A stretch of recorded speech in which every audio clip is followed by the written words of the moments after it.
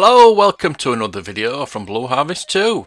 And today we're going to be following the Dewsbury Loop line from Earlsheaton down to the old Dewsbury Central Station. Joining me for the first part of the journey is Paul from Paul in Dewsbury YouTube channel. I'll put links in the description. Please check him out. So we start the video not going down Station Road, but by following the path further down. And like so many of my videos I've been doing recently, this is very new to me. I didn't even know this existed, even though I'd lived in Earlsheaton for a few years.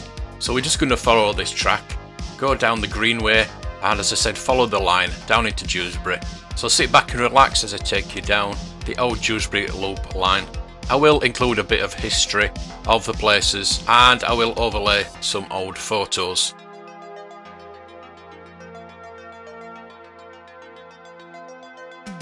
The Bradford, Wakefield and Leeds Railway was an independent railway company that built a line between Wakefield and a junction close to Leeds in Yorkshire, England. It opened its main line in 1857 and was worked by the Great Northern Railway. The line shortened the GNR route to Leeds. The BW and LR later built a branch line from near Wakefield to Batley, opening in stages in 1863. In that year it changed its name to the West Yorkshire Railway and planned a branch line from Lofthouse to Methley, forming an eastward link to other companies' lines. It agreed to make the line jointly with the North Eastern Railway and the Lancashire and Yorkshire Railway, and the branch line became the Methley Joint Railway, opening in 1865. In that year, the West Yorkshire Railway, formerly BW and LR, was absorbed by the Great Northern Railway. The original main line is part of the present-day electrical operated Doncaster to Leeds main line. The West Yorkshire network had become an integral part of the Great Northern Railway system in the area. The Ossett and Batley line passed Dewsbury by, and the GNR decided to make a new line connecting Dewsbury into the system. An Act of 24th of July 1871 authorised this. Work started on 9th of April 1872. The project included doubling the line from Renthorpe Junction to Ossett. This was completed to Runtins Lane Junction by August 1873. A new north curve was made at Renthorpe, opening goods trains from March 1875 and passenger trains from 1st of May 1876. The new line was 2 miles, 1 chain in length, to a temporary Dewsbury terminus station. Goods traffic to Dewsbury began on the 1st of May 1875 and passenger trains on 9th of September, when a service of 14 each way on weekdays and 5 each way on Sundays was put on between Wakefield and Dewsbury. On 1st of May 1876, 6 trains each way on weekdays and 3 on Sundays began between Leeds and Dewsbury via the new Renthorpe curve, increasing to 8 each way on weekdays in June. A collapse in the financial markets caused the GNR to defer proceeding to Batley, and the parliamentary powers to do so lapsed. They were authorised once again by the Act of 12th of July 1877. An agreement was made with the London and North Western Railway to rebuild Batley Station. The new station had 2 island platforms. The GNR used 2 faces on the east side. A permanent station with an island platform was provided at Dewsbury. The new double-track line was 1 mile, 74 chains in length, from a new Dewsbury junction at the Ossett to Dewsbury line, leaving the temporary Dewsbury terminus station at the end of the 31 chain branch. Thereafter only used for goods and minerals. General traffic began on the new line on the 12th of April 1880. Most of the trains which had used the old West Yorkshire single line between Ossett and Batley were diverted via Dewsbury. The old line was now referred to as the Chickenley Heath branch. A rail motor operated a shuttle service between Ossett and Chickenley Heath, but a parallel tram service killed that off, and it closed on the 1st of July 1909.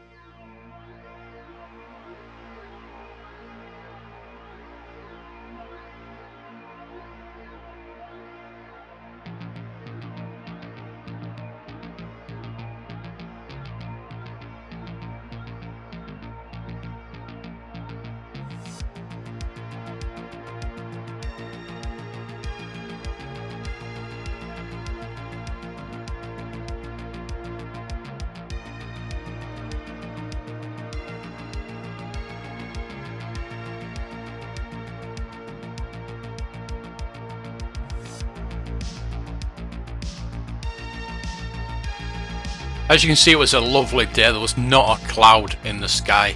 It was really warm, and it was just really special. I just felt like it was really, it took me back really. I think a lot of it was to do with these blackberries, lots of blackberry bushes, and that really took me back into time when you were a kid. Remember when you used to go blackberry picking? I used to actually eat the blackberries. You was always told not to. You always told to get home and wash them first, but you always ate a few, didn't you, before you got home? But the thing that really hit me was the smell of the blackberries. It really took me back. Good times. So this path we are following was the actual track bed, and as you saw in the map, there are lots of track offshoots and even a goods shed, which I would like to have investigated to see if there was any remnants of that, but it was very overgrown.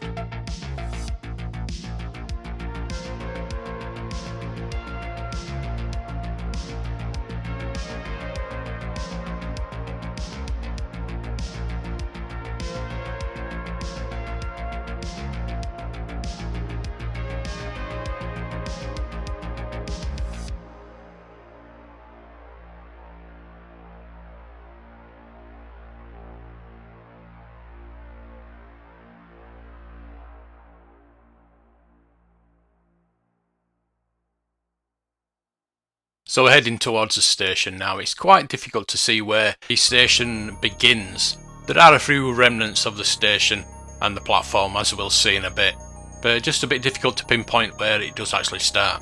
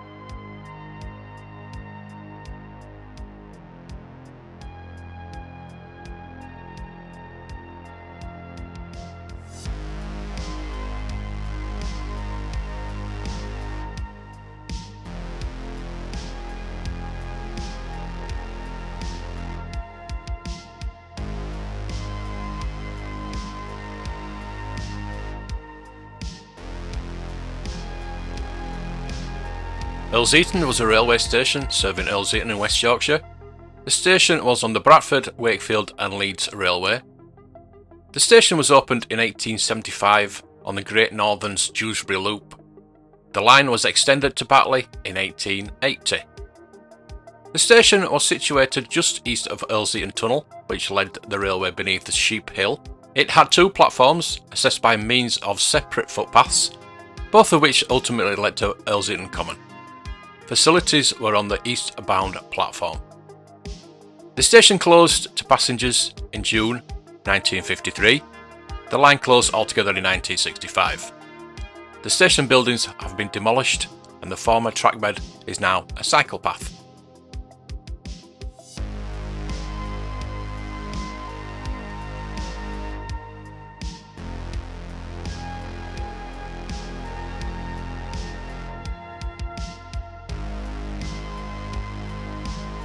As you can see, some of the stonework is still there, and you can see some of the platform and maybe bits of the buildings as well. There is still plenty to see. As we approached where the station was, I know it was enclosed and it was very wooded and obviously into the tunnel, but it got very, very cold. The temperature really dropped when we got to the station in particular. Again, as I say, it was very wooded there and it was very covered. But I still do feel that it was something else.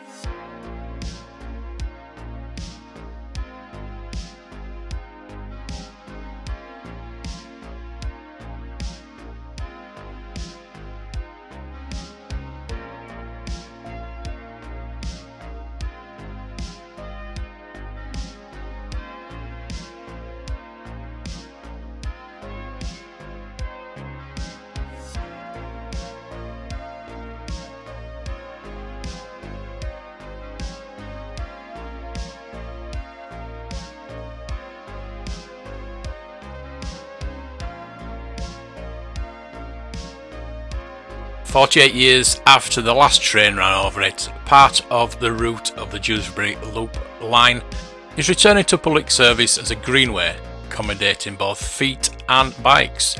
This will connect to West Yorkshire towns Ossett and Dewsbury via the 179-yard Earlsheaton Tunnel, penetrating a hill that highways have to climb over. There is some awkward topography there," affirms Lynette Evans, Kirklees Council's cycling officer. "The road alternative on the A638 Wakefield Road is not at all cycle friendly. The disused railway provides a level route and passes many residential areas, so it will give people an opportunity to make the journeys more sustainable. It's a new green space helping to improve health and quality of life. And we're also hoping for an economic boost to both town centres by regenerating what was a derelict and overgrown corridor between them. It doesn't come cheap, of course. The work is costing around £1.3 million, one third of which has been secured by DFT's local Sustainable Transport Fund. Additional support is coming via sustainable transport charity Sulstrans, which won lottery backing in 2007 for its Connect 2 scheme to bridge dozens of strategically unhelpful gaps in the national cycle network. Sulstrans has been heavily involved in the Earlsheaton project, completing a feasible study prior to the route's development and undertaking one of the earlier construction phases. Although the latest works have been carried out by an in-house contract team from the two local authorities involved, Wakefield and Kirklees. Quite what John Fraser would have made of it is difficult to gauge.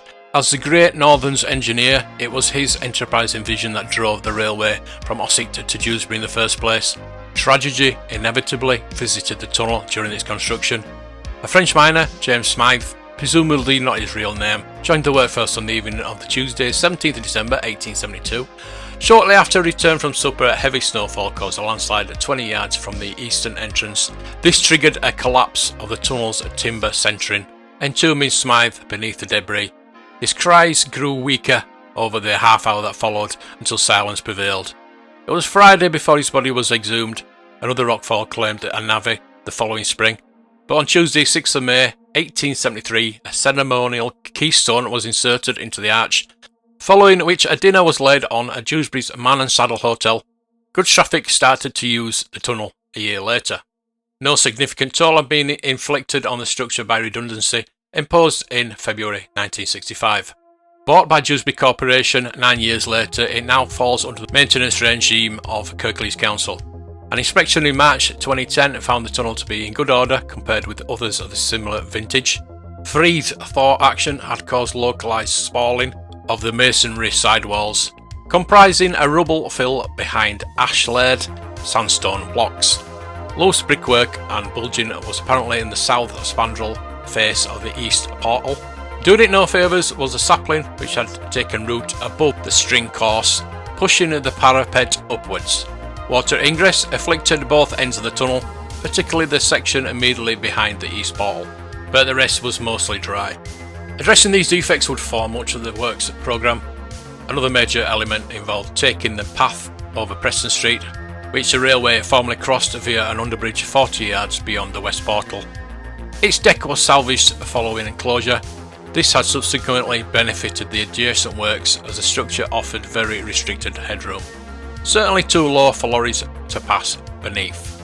Like-for-like replacement was therefore not an option. The tunnel's boggy eastern approach cutting had been cleared as part of a previous phase. There was a 2.5 metre path that had been laid, comprising of recycled sub-base sitting on a starter layer of 100 to 125mm stone. Above these was a Taram 2000 geotextile and a 600mm surface course. This effectively acted as the access road for all the tunnel's works. Bats provided a significant constraint, restricting interior activity to the period from April to October. They also influenced the lighting. Surveys found evidence of common pipistrelles using cracks in the south sidewall, both as a summer night roost and for hibernation. As a result, the initial plan was not to illuminate the tunnel. However, police concerns over antisocial behaviour caused this to be reviewed. Although relatively short, the structure incorporates a curve of 22 chains in radius, meaning that one end is not visible from the other. Finding the right solution proved an interesting technical challenge. The compromise had to install lighting but reduce its intensity at dusk by about 20% and create a dark corridor along the south sidewall as a crown along which the backs could navigate. Specialist contractor Phillips WRTL helped to develop the design, which was evolved through on-site trials. The starting point was to mitigate disruption to existing roosts while providing sufficient light to ensure users could feel secure. Installed are 9 directional units which incorporates 30 LEDs. The original intention was to fix these at the haunches of the arch, while the path running directly below them to maximise sightlines. However, these are now supported by 4mm high posts, positioned 2mm from the wall. The path is aligned down the centre of the tunnel. While expectations might be for consistent spacing, the posts have been located to avoid known bat roosts. 16th of January 2013 brought an official opening for the new section of path. The council's attention will then turn to a 600 metre missing link between the site of the Earlsheaton's former station and the local authority boundary, beyond which the Greenway has already been laid by Wakefield Council. The approaches to the tunnel will improve aesthetically, and when the scattering of grass and wildflower seed disguise their bare verges, but users have already been enjoying the Greenway in numbers, welcoming the local connectivity it brings. 50 years on, Beeching's legacy can still stoke the fire of many rail enthusiasts. Even his most ardent supporters could not argue that his surgery was unequivocally successful, but perhaps we will come to reflect more positively on it as discarded infrastructure is increasingly rehabilitated to play a positive social role.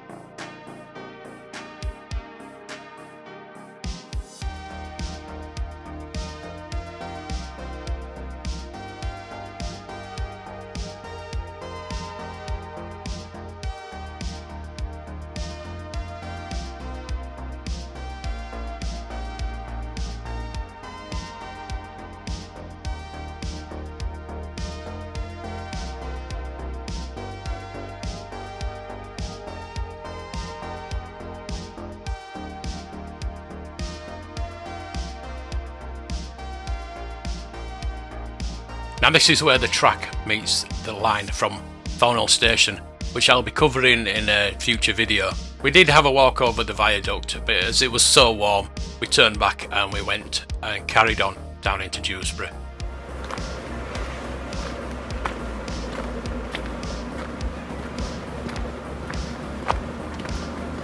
So this is the track bed. It must be the track bed. Got a bit of a dipper there and a banking. A lot of ballast and things like that. So there is a path down the other side, but I'm going to see where this goes. So I want to follow the line down into Dewsbury. So I'm going to do just that. What have we got here?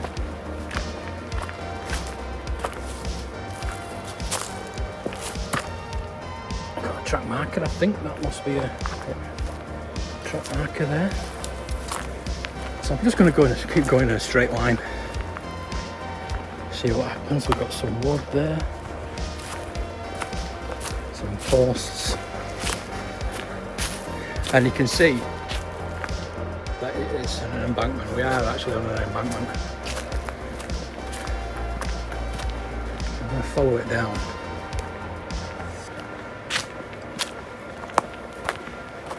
See where it heads. Hopefully, it will head down into Dewsbury.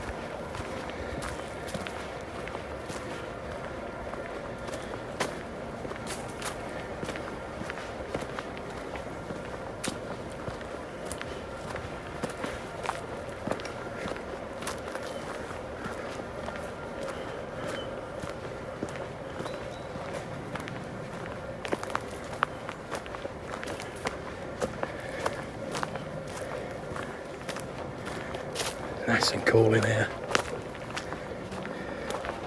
It is absolutely red hot out there. Now let's have a look at this bank. I think embankment's got really big. Let's see.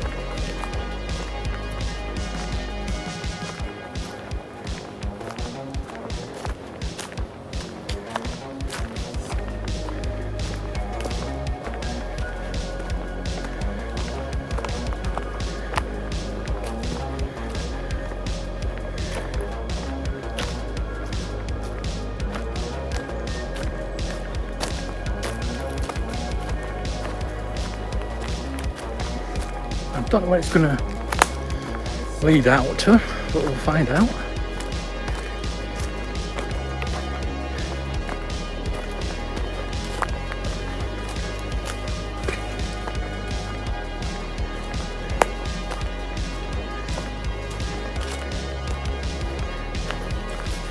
Oh, it's getting denser.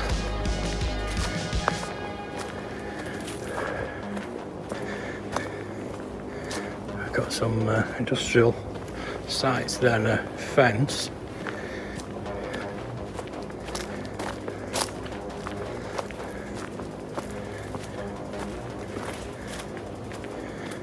So that other route was very busy, which on a day like today it will be.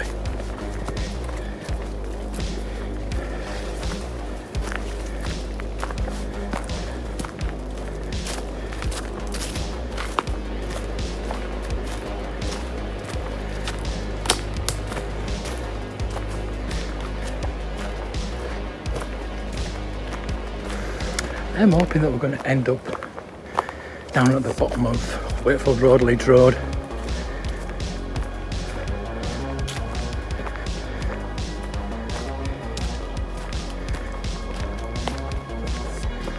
I know there was used to be, back of the Matterhorn, there was like a tunnel and there used to be some track down there, and there are still some track that goes up to the works in Thornhill Leeds, and I will be following that track. See, we've got some wall here, so we're on the right track, if you like. Sorry. I'm right way. The wall's there. Yeah, I remember there being a lot of track. And the goods yard was next to the town hall. Jump down here. Unsurprisingly, so I don't know where this is going to head out. But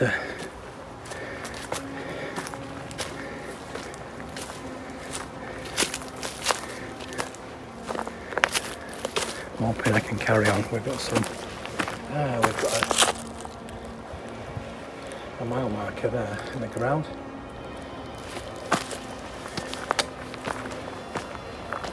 It's quite surprising that you're going up. We're on the feast grounds. This is pretty cool.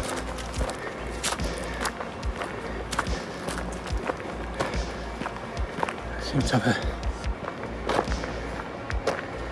a shed there or something.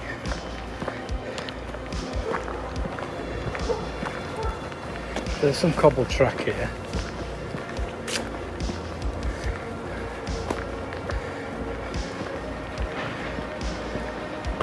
Not so sure. I'm sure it went into the bushes there. There's some might be a bridge. That could look like a bridge to me.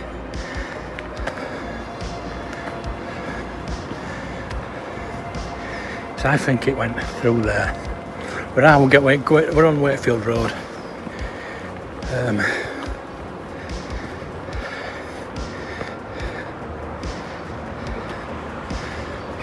I'm just going to follow down to where the tunnel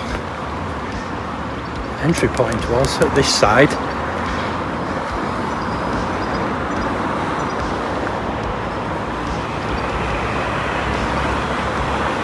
So I don't think we are on the track.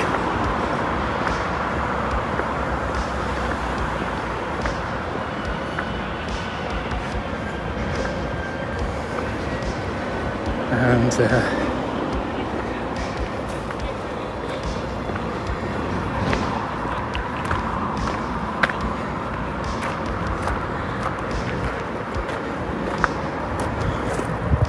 maybe it went across there, maybe it went down here.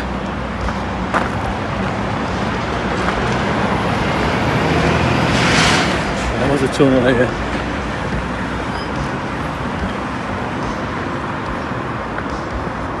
Let's see if we can see anything that's left of the tunnel, if there's anything at all. Hang on, what's this down here? Right, so let's have a look at this down here. See, it might have come down there and into the tunnel there. This might be the tunnel. So we've got some railway brick walls there, and we have got some bollards. Very interesting.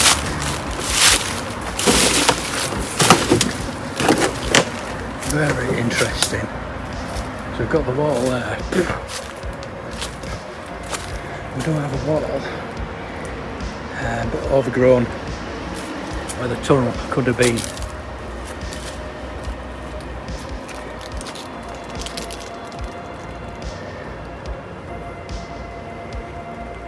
I would like to. So that's the Matlin. I'm sure there was a track that way down there as well. So I want to get to the wall. I mean, that could have been it. I think that's it. I think it was definitely here. It's just getting through to it. You can just see. Let's see if I can get a bit closer. Whew. It's just embankment. I don't think there's much to see, unfortunately. But we'll go to the other side. Got some stone here. Well, the tunnel came from that side over here, so we're going to try and see if we can find it when it came out. There's the old post office. We're looking at that soon.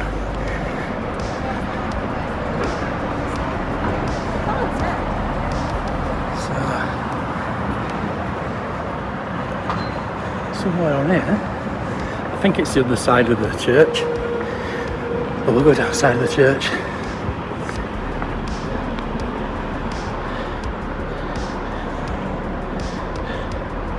There were so many tracks in Dewsbury. It took me a while to film, but I'll get them to you.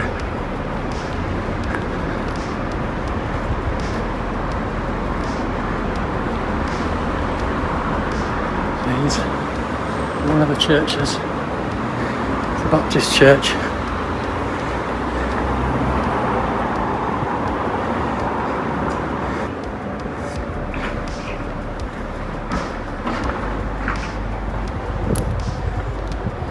This ring road here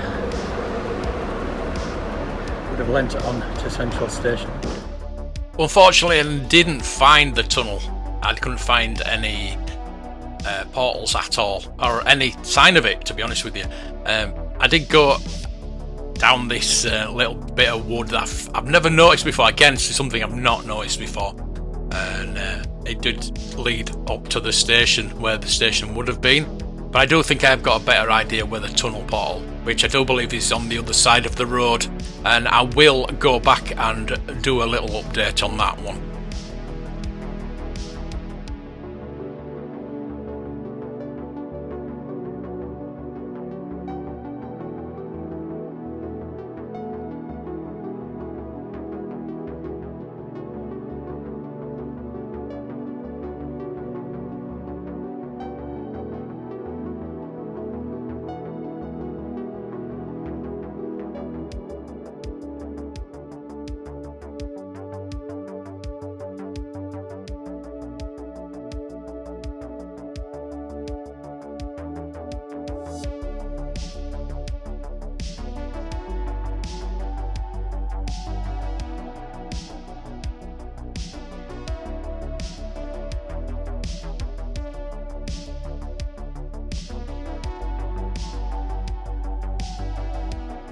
So here I'm standing where the actual station would have been. Dewsbury Central was the Great Northern Station serving eastern Dewsbury.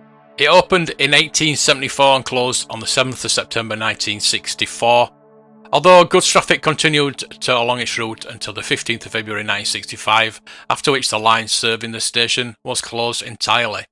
It is located to the east of Dewsbury Railway Station, which is still open. The station had a single large island platform with a glass roof accessing from below through an entrance on Crackenedge Lane. This entrance survives as part of the embankment, which after the closure of the railway had the A638 Dewsbury Ring Road built over it.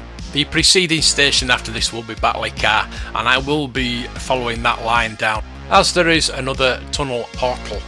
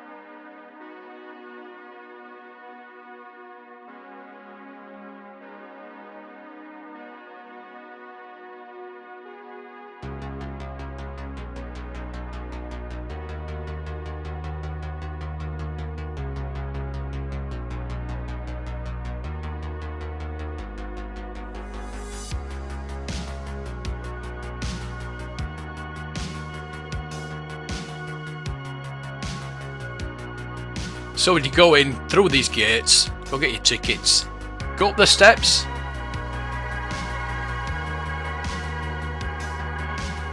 to the middle island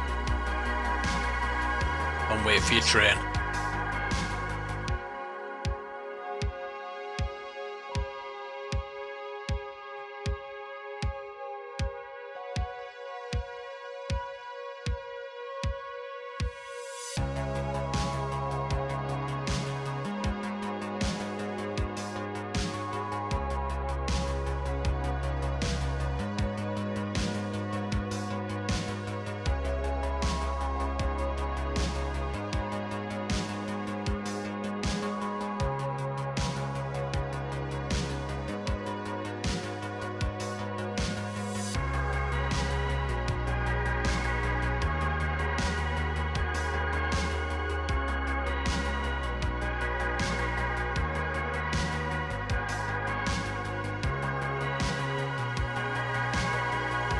So I hope you enjoyed my little journey down from Earlsheaton station to Dewsbury Central station on the Dewsbury Loop line. If you know of any places you think I might be interested in, please leave me a message in the comments below, and hope you will join me for the next video.